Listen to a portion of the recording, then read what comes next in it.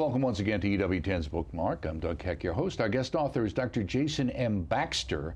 His book, Why Literature Still Matters, Cassiodorus Press, all available, of course, through the EWTN Religious Catalog, EWTNRC.com for all things Catholic. Great to see you again, Doctor. Good to see you. You were back on the show about 8 years or so ago, I think. That's it right. was. Yeah. We talked some Dante. Book. Yeah, Dante. Well, Dante is very interesting. He kind of shows up in this book too, doesn't he? It's impossible for him not to show up in this book. Yeah. So you say why literature still matters. Is there a question about that?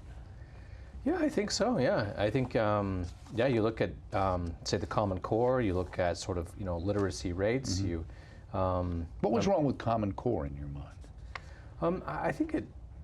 I mean, I spend a lot of time in the book of Why Literature Still Matters talking about the mechanization of our minds, right? The mechanization of our souls, in which we've sort of absorbed all these thoughts about that the chief good, maybe almost the exclusive good of our lives, is being productive and consuming and producing. And you even have words like consuming and producing that kind of sneak into our vocabulary and affect our emotions about ourselves. So I think that Bill Gates himself said that the goal of Common Core was to standardize education like the electrical socket had been standardized. When you start to think about what the sort of deep psychology, the deep metaphysics of what he thinks a human soul is, a human soul just has an outlet that needs to be plugged in, draw in some juice and some resources so that then it can work. Obviously, that's so just making widgets basically is what we're doing. Exactly, right, exactly. That's one of the things and then that we who get decides to do. What it is to be educated? Exactly, which is always the big problem. Right, it's the people paying, right? Right. Yeah, and so I think I think in light of that, what I like to tell my students is don't think of yourself as sort of as a computer or plugging yourself into an electrical outlet. But what if we thought of ourselves like a piano, right? Like the soul is like a piano. It has 88 keys.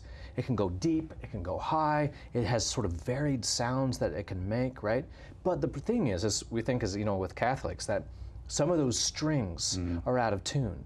And so an education is kind of going with individual tuning forks like a piano tuner will do, listening and retuning each one of those strings. And so I say, in contrast to the Common Core, a literary inspired education, but also history, theology, philosophy, would think about those individual strings and retune them, right, so that we can cooperate in kind of fixing the soul in a way, or getting it back to what it was meant to be. Now, you said that this book is Why Literature Matters, and you talk about what does literature feel like? That's your first question. Yeah. Your second question is, why has it become so difficult for us to read? Well, the second one we can go over, and maybe most of us would have a kind of a sense of why that might be the truth. But the idea that literature feels, what do you mean? Tactile. Yeah, I mean that I say in the book that literature is the way that we close the gap between what we see and what we admire and who we are. And that I kind of, halfway borrow it from C.S. Lewis, who said that every time we have an experience of beauty, whether it's with our own families, right, with the kids, right, or some sort of natural landscape, or a painting, or a poem, or a song, we have this little bit of sorrow that it's out there and I'm over here, right? There's a little bit of sorrow that it's that we can't sort of complete that union. So I say that arts and painting and literature is that vehicle by which we get some of that into here, or borrowing the very Catholic metaphor of one of my beloved teachers, we don't just want to see beauty, we want to eat it. Okay. Throughout this book, I will frequently compare literature to painting and architecture and music. I want to know what literature would sound like if it would melted down and turned into music, or what literature would look like if it crystallized and became the visual arts. And you really talk about being immersed in a landscape. Yes. Why a landscape? I think because, say if you're reading off the box of Cheerios, the ingredients or the vitamins or the minerals that you're going to get from it, right? There's a mode of reading which is kind of all cerebral. It's all in the brain, right? There's a way that we read, and we need to read it because we're overstimulated, right? We have to sift through all kinds of information and data to find the right stuff. But then there's a way of reading which is not just to get information or data, but it's to try to absorb, it's to try to become, right? It's when we say read a sentiment in a good religious book and think, wow, that's true. but it's not true about me. And I go back and reread it and think, oh, I wish it were true about me. And I reread it, and I reread it, and I reread it. I like to tell my students that if you, again, we've already compared the soul to a piano, right? But we could also compare the soul to a camera, right? Like an old-fashioned camera, that when the aperture opens, there's that photosensitive film which captures the light, right? In moments of wonder, we sort of open up and go, oh, without you being blasphemous, oh Lord, right? Oh God, is that true? And when we sort of expose our souls to the process of wonder, some of what we admire out there becomes just a little bit part of ourselves. When did you experience that the last time? What would be an example of that in your own personal life? I mean, I've been blessed to have experienced it so many times. I mean, sometimes it's simple, sometimes it's domestic, like going to a fireworks show with the kids at night and carrying, you know, a toddler on my shoulders at, you know, at midnight while the firecrackers are still going, and then being hugged by your little girl because she's so pleased, and you think, this is so beautiful, I wish it could last forever. And if you were an artist, you could kind of reach into that experience, freeze it, hold it, sort of capture the light in a crystal, like Sam's file in Lord of the Rings, right? And I think that's, you know, I think that's art. But I've experienced a lot with music, right? With the classical music of Bach, with the romantic music of Mendelssohn. I talk about Mendelssohn's Overture to the Hebrides here. And I still experience it with Dante. I'm a translator of Dante now. And so I've been professionally made to read each one of these, you know, these 3 books 20, 30, maybe even 40 times. But I still come across certain passages where I go, how did you do that, man? And so, yeah, so I think I'm a lucky one getting to be a professor of literature. I frequently bump into these things, but I write about a couple of moments, my Sardinia experience. Right, you have 2 great experiences. You kind of bookend the thing with Sardinia and Iceland. One you view as a much more upbeat one, though it seems like you almost died. And in the Iceland one, which I guess one from a natural experience would think, yeah, that tends to be a little more depressive as far as a place you'd want to spend time in. Yeah. How did you end up in both of those places?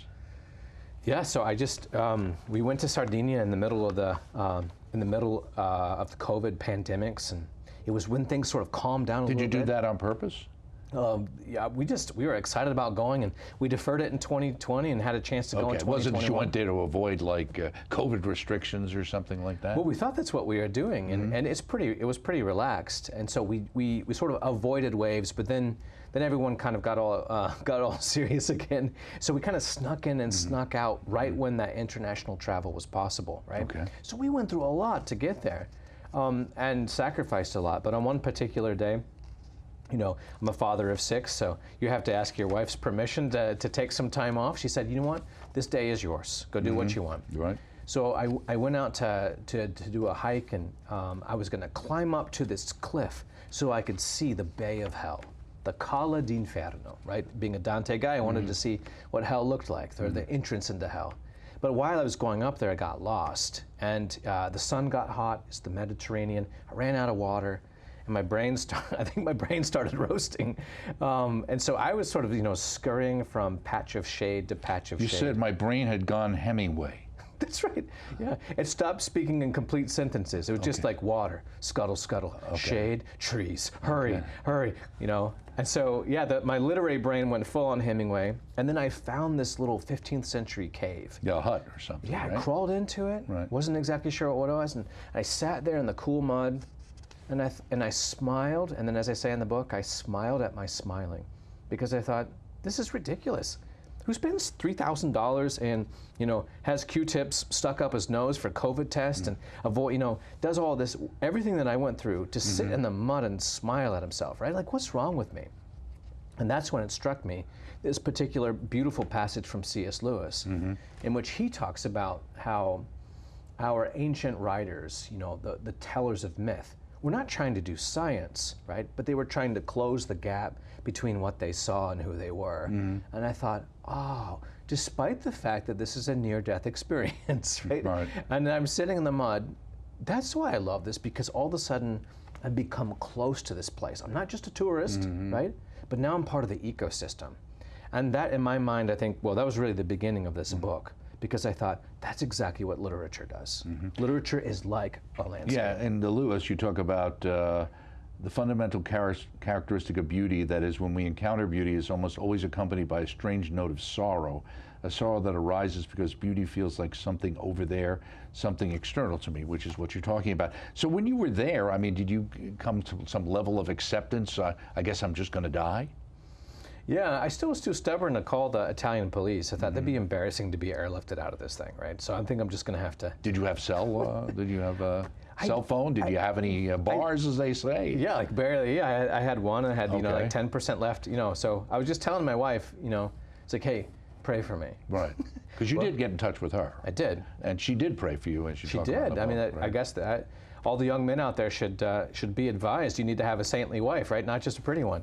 So anyway, so she was praying for me there, and then as I was, stumbling down this hill, this wonderful French couple, Cedric and Marisa, whose names will never leave my memory, came up. I hadn't seen or heard of anyone for 5 or 6 hours. They came up and said, "Do you need any water?" I said, "Yes, I do." And they gave me a liter, and then that gave me just enough to get back down to town. Yeah. Yeah, to follow up on what you said, if we keep in mind that literature is driven by the desire to close the gap between what I see and what I am, then will we be more patient with the old authors, like you were saying? That's right. Especially in those passages, as you were just discussing. Now, going back before the Sardinia experience, you also talked about the apocalypse of the imagination earlier in the book. Right. And you were talking about Zuckerberg and his wife giving away 99% of their wealth. Or promising to do so, at least. Yeah, yes. promising to do that. And you had a problem with that. What was your problem with it? Yeah, no, it seems kind of perverse, doesn't it? Like, I mean, who could disagree with this? But the origin of that for me is that I would read this letter to my students, and they're making these extraordinary claims, but my students would sort of nod suspiciously, like, okay. And I just asked the simple question: why are you not more excited about this? Right?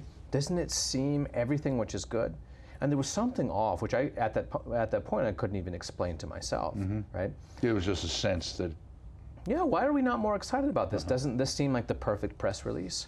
And so in the book, because it was geared towards their son, wasn't it? In the sense of like for the daughter Max. Yeah, rather their daughter Max. Yeah, exactly. Yeah, it's this open letter that they wrote on the occasion of the birth of their daughter about how they intend to assemble all these resources so that her productivity and experiences will be greater than theirs, and it feels like all the right things. So what I did was conduct a proper literary analysis of it, which seems like kind of overkill, but I compared it with an older poet of W.B. Yeats. Yeats, right? Yeah, the Irish poet, who also wrote a poem upon the occasion of the birth of his daughter. A prayer for my daughter, right? That's right. Right. And when you compare those things, all kinds of interesting things come out. But one of the things that comes out is how many different things Yeats felt that he needed to draw upon in the world. Or to go back to our piano, Yeats felt that he needed all the keys on the piano board to sound the depth of the soul, or I like to put it, the soul is as deep as the world is wide. Whereas Zuckerberg was content with these kind of applications from mathematical functions to describe what he intended for the life of his daughter. And that's when all of a sudden I went, oh, that's what it is. It's suffocating. I mean, is productivity good? Is efficiency good? Yeah, of course. It's one of the great skills and powers of our age. The problem is, it's maybe one of, to cast out a random important sounding number, maybe one of 33 different virtues and skills and values that we need to have a full human life.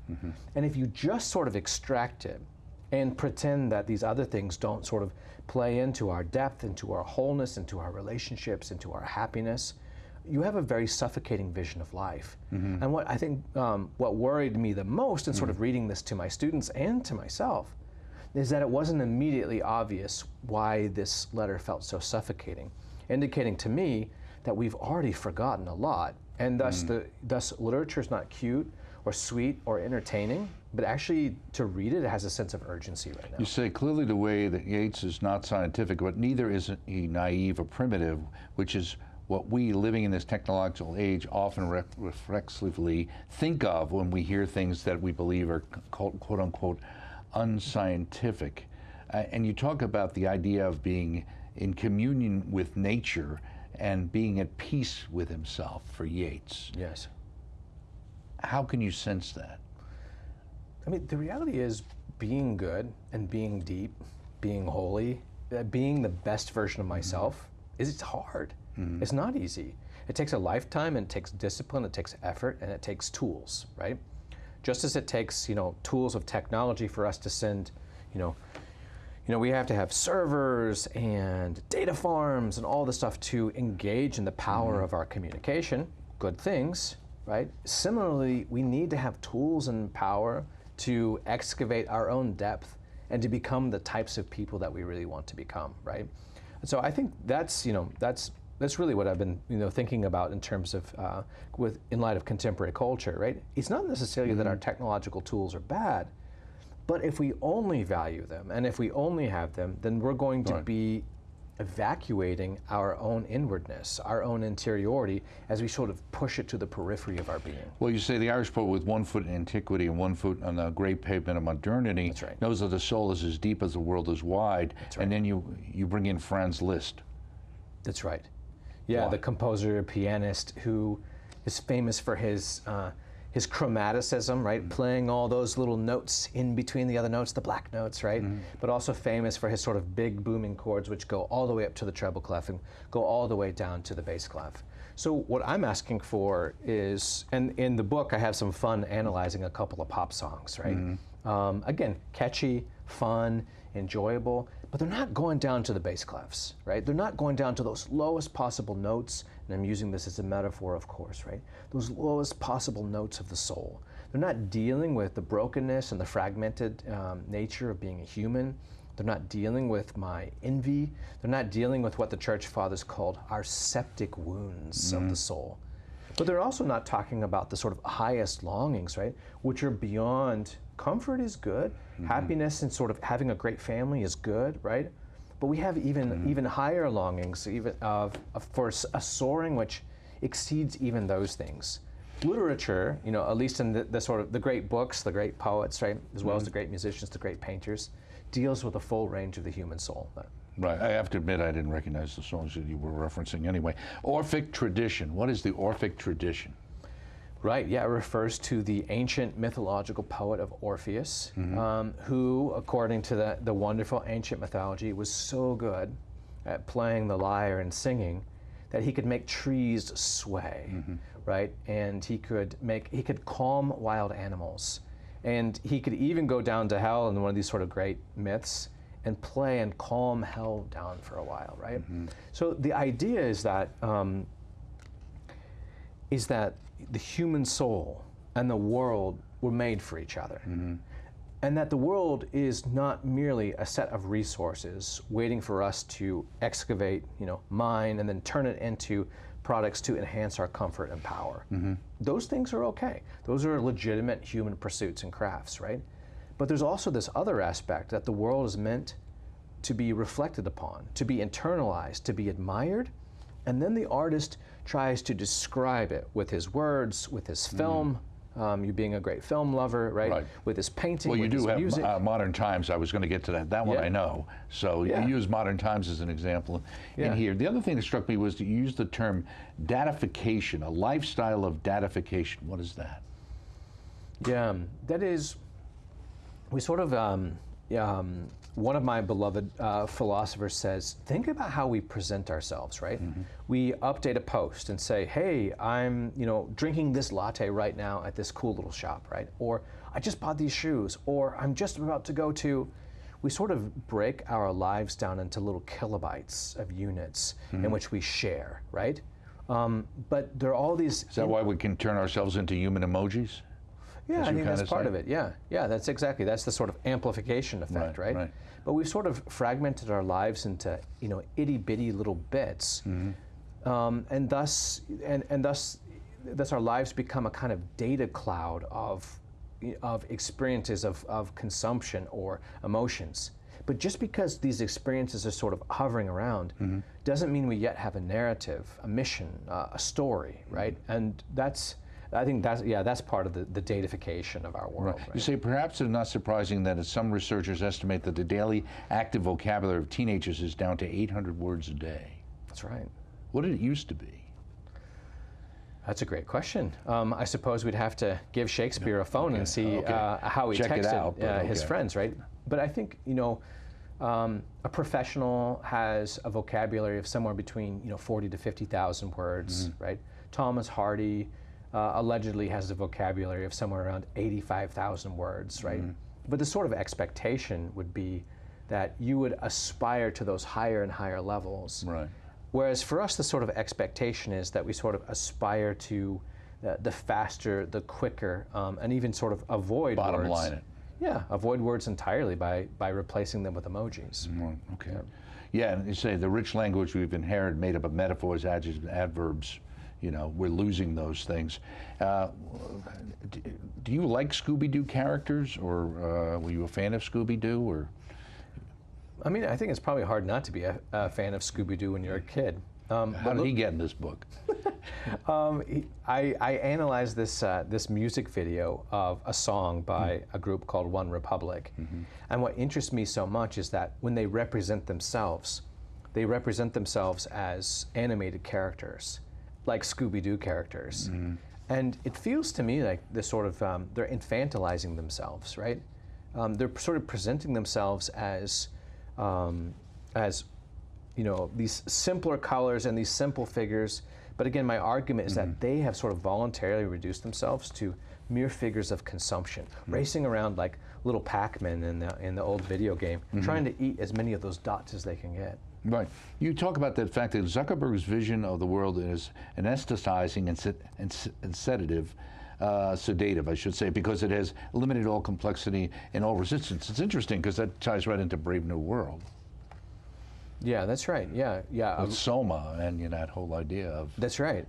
And then one of the great moments in Brave New World is discovering a book of Shakespeare, and it's really hard for John to read it at first. Right. But as he begins to accustom himself to the variety of words, Huxley says that he begins to actually discover, wait a minute, depth of feelings, in some sense emotions that kind of had sort of been dormant in his own heart.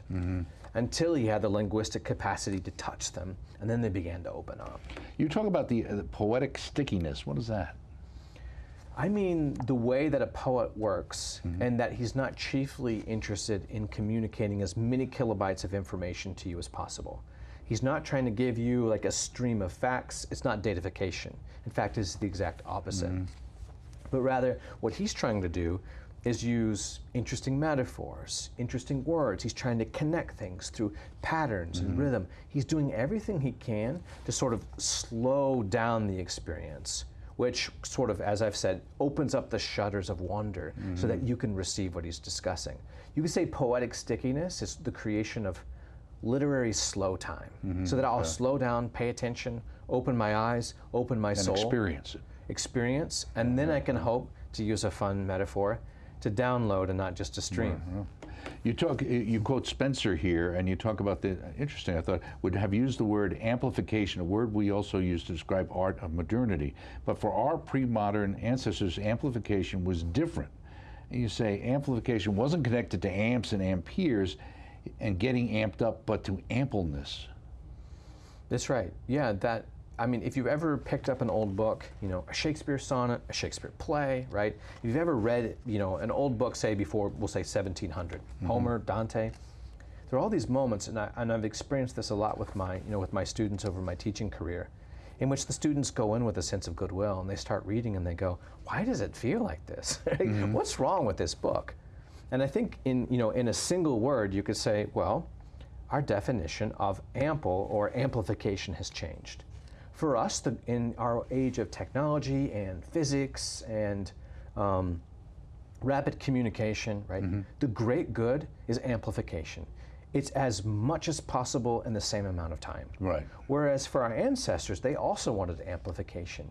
But what they meant was something more generous, more spacious, something which was ample, right? Something which you could say, in which they made our world of time and history act more like eternity by means of slowing it down. So for us, everything is temporal. For them, it was spatial. Right. Now, is Phineas Fogg really Mark Zuckerberg's grandfather? Absolutely. In what way? The genetic tests have been performed. Okay. Yeah, no, there's a fun moment in which I've mortally offended some of my friends and students by trotting out poor old Phileas Fogg, right? Jules Verne's character from Around the World in 80 Days. And by sort of, putting poor old Phileas Fogg on the couch and, analyzing him like a psychologist, I've identified him as the grandfather of modernity, right? And then jokingly compare him to Steve Jobs and to Mark Zuckerberg as well. But basically that new mentality, right, of the amplification to turn myself into a superpower of efficiency and productivity, I sort of date in the literary imagination to Phileas Fogg. So poor old Phileas Fogg gets it bad in the book. Right. I don't think a lot of people remember that movie anymore. So Jules Verne readers should probably just, not even bother with purchasing this book. Let me ask you, in just the closing seconds we have here, how did you end up in Iceland, and how did that impact this book? I had just come from a trip in Oxford in which I was doing an event on C.S. Lewis, and I stopped on Iceland on the way and had a remarkable experience with a waterfall. Almost spiritual. I don't want to get weird and new agey, right? But I was left there in silence and wonder. And then people kept coming in front of me to take pictures of themselves in front of it. And I thought, I don't know if that's a sufficient response to the majesty of this. I need to write a book about what would be. Right. Absolutely. Yes, it's amazing how center-focused we've put ourselves in the universe, and when do we think we're the center of the universe? Very good. Thank you so much. Thank you so much, Dr. Jason M. Baxter, author of Why Literature Still Matters, Cassiodorus Press, and of course available through our EWTN religious catalog. You'll see him also, or would have seen him, on with Father Mitch on EWTN Live. I'm Doug Keck. Thanks for joining us. We'll see you next time right here on Bookmark.